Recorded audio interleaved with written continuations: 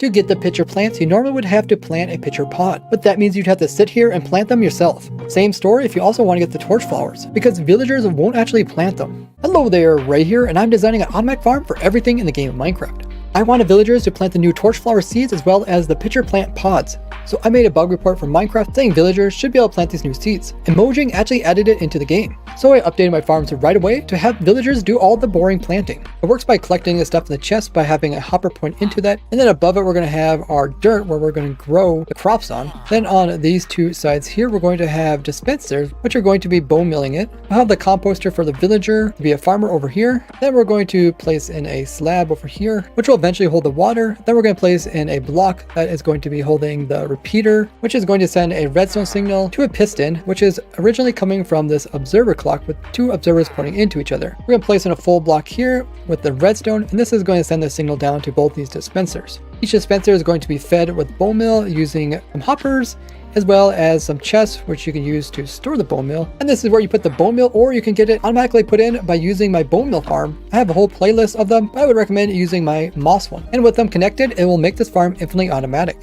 Now you want to come in and continue the power going this direction. Then after this solid block, we're going to come over and place a solid block right beside it with the redstone dust on top. This is going to be powering the sticky piston, which is going to be moving at a slightly slower speed than the initial observer clock. Now we just come in here and place in a gate. And the gate's used to crush the plants which are growing on top of this farmland. But we don't want the farmland to dry out, so we're going to come on the backside over here and we're going to place in a block over here. And we're going to waterlog this slab here. And this is going to put water close enough to the farmland to keep it moist. So now we have all the working parts. We just need to have a villager in here. We're going to keep the villager from walking away by placing in some glass like so.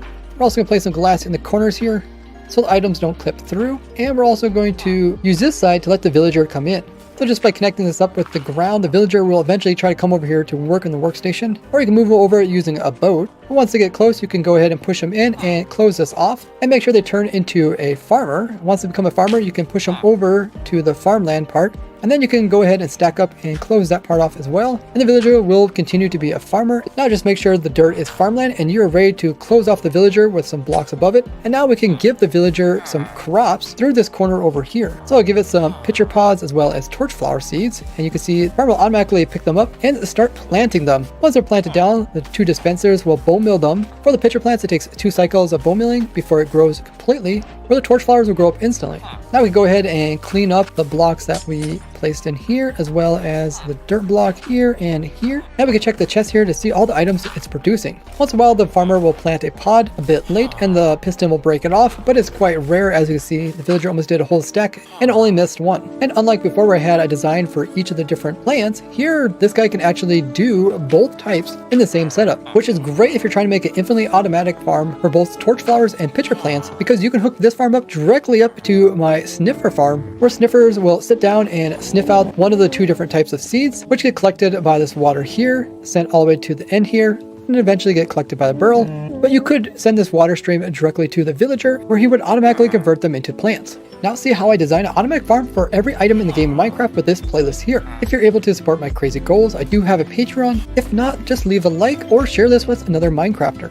Thank you for watching. I'll see you in the next one. Bye bye.